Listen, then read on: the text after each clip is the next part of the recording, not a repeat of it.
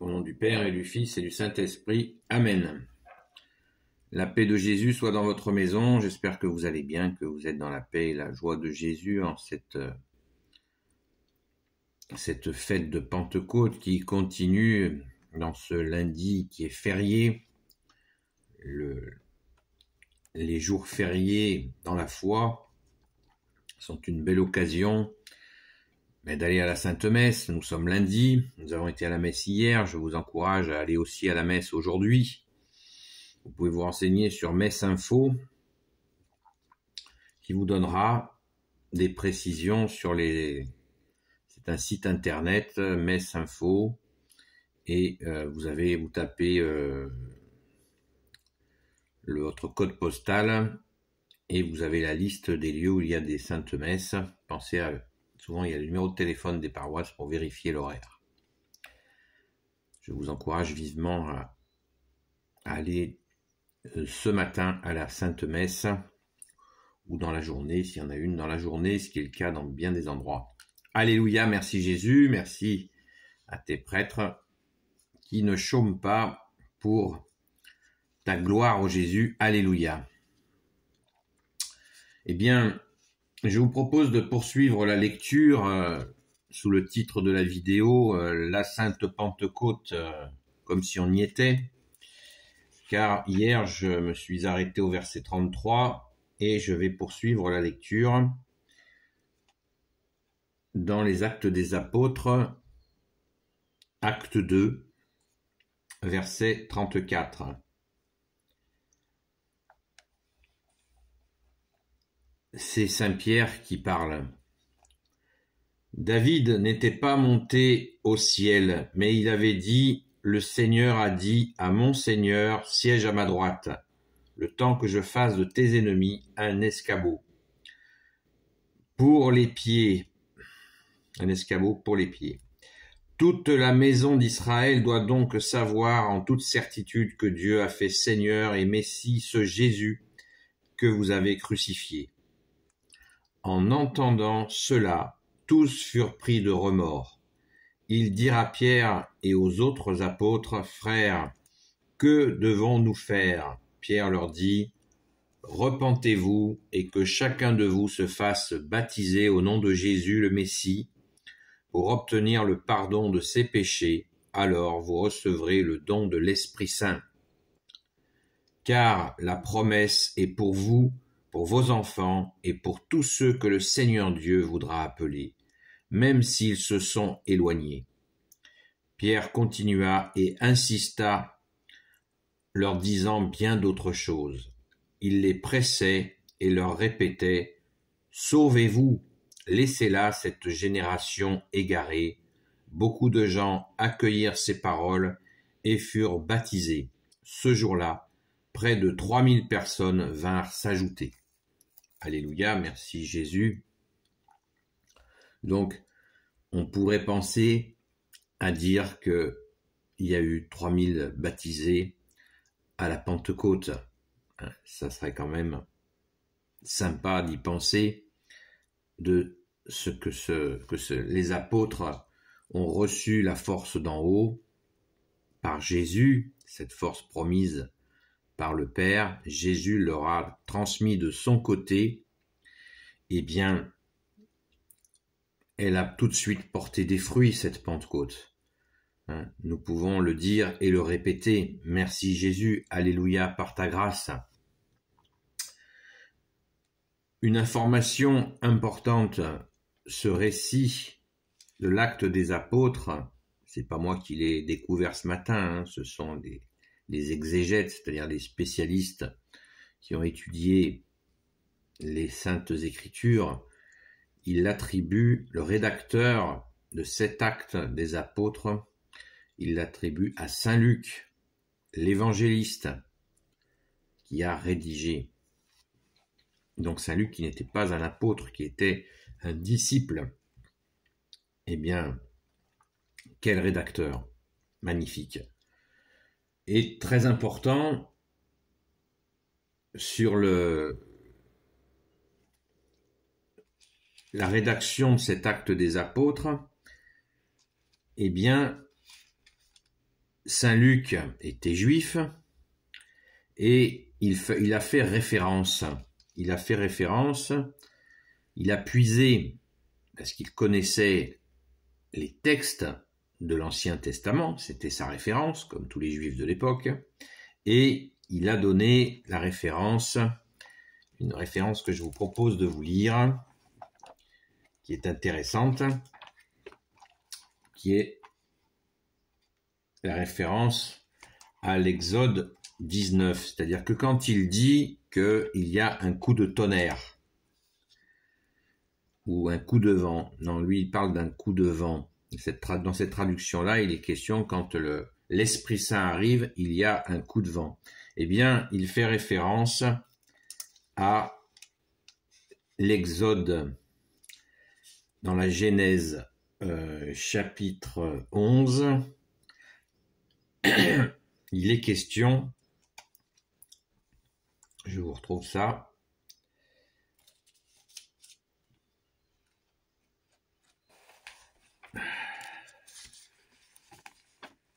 Exode 19, verset 16.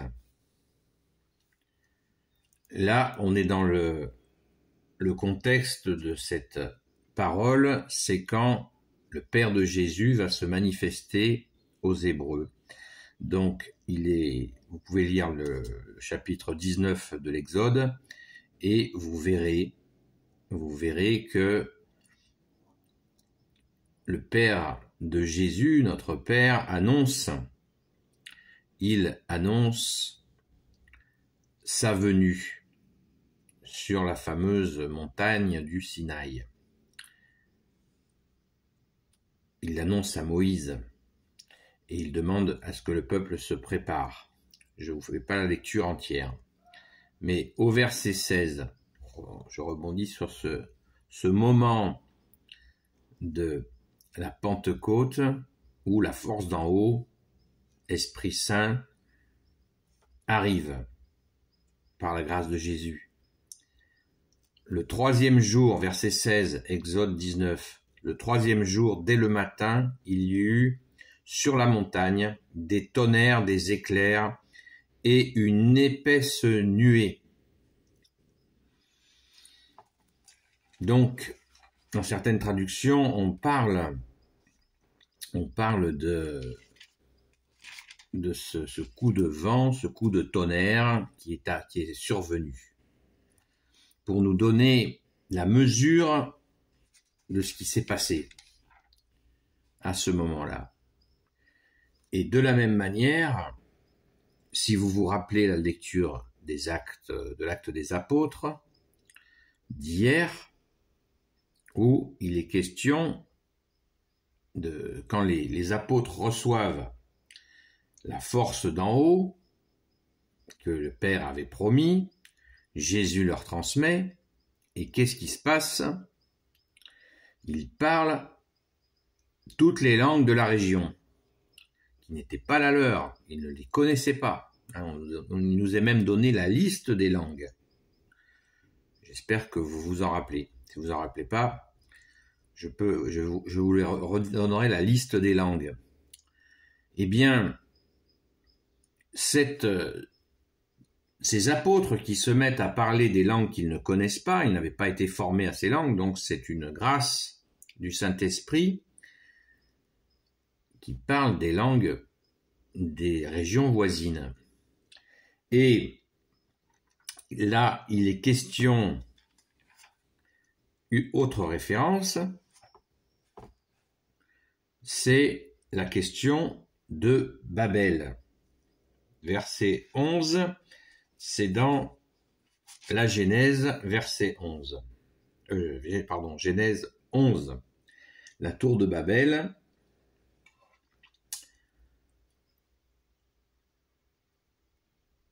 Genèse 11.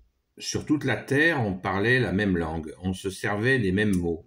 Comme les hommes se dirigeaient vers l'Orient, ils atteignirent une plaine au pays de Shinéar et s'y installèrent. Alors ils se dirent les uns aux autres, faisons donc des briques et cuisons-les au feu.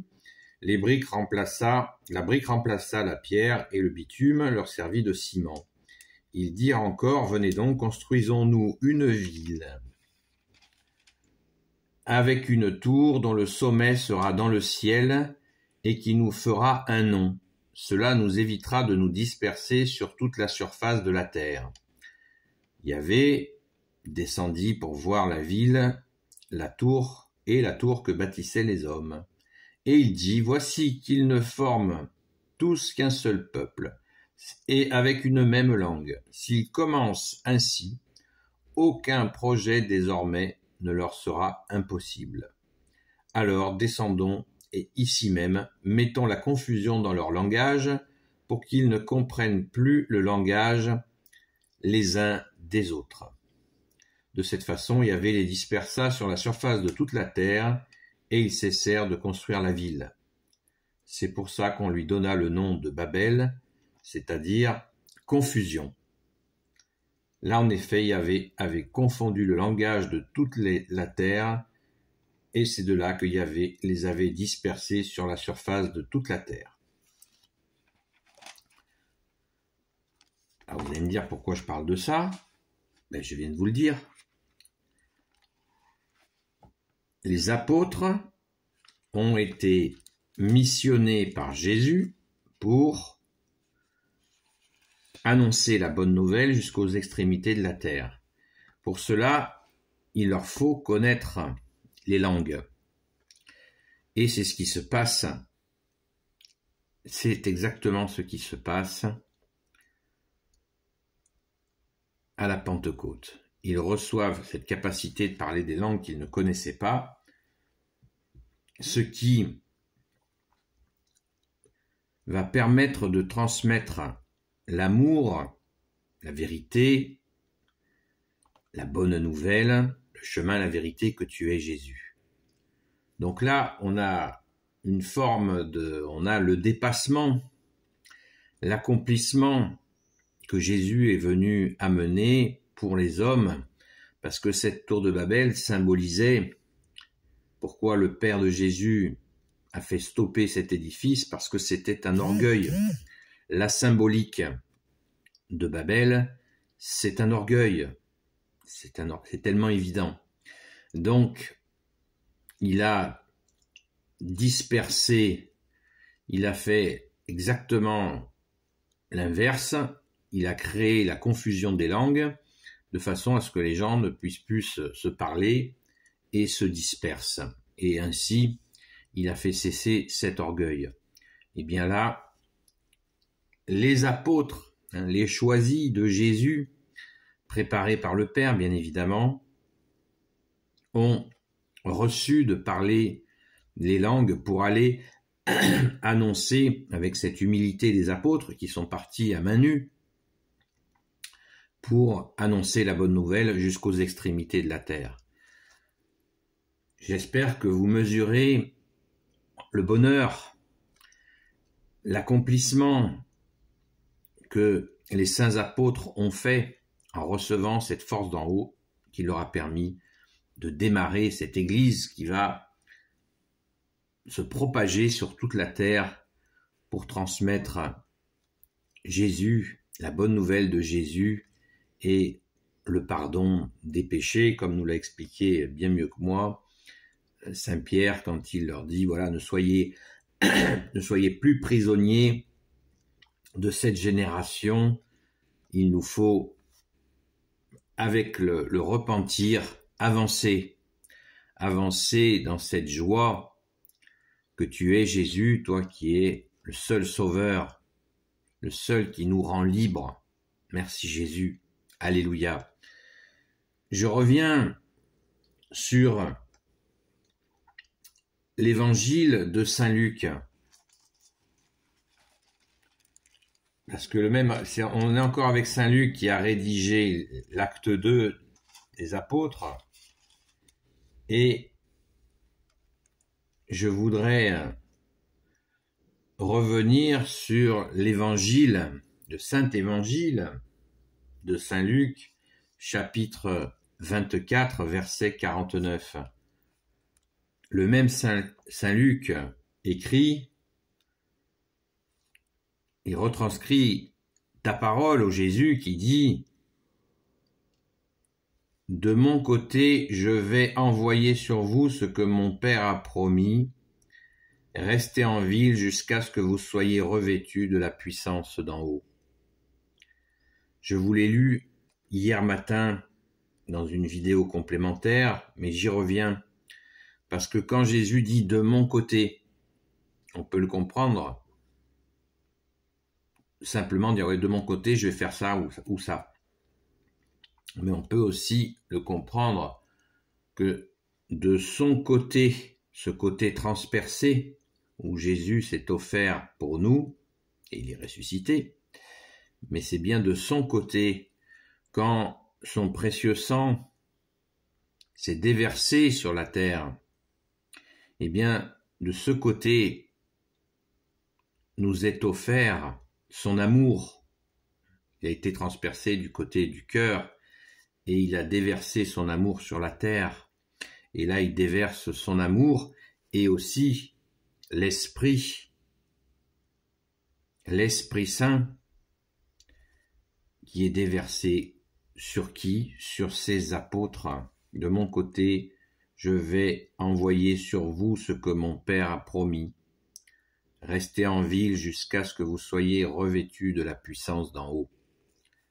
Waouh! C'est magnifique. Peut-être que c'est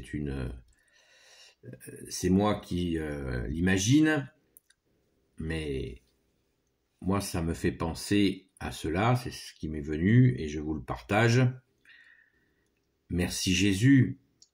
Quoi qu'il en soit, c'est bien toi Jésus qui a envoyé cette force d'en haut promise par le Père à la Sainte Pentecôte. Alléluia!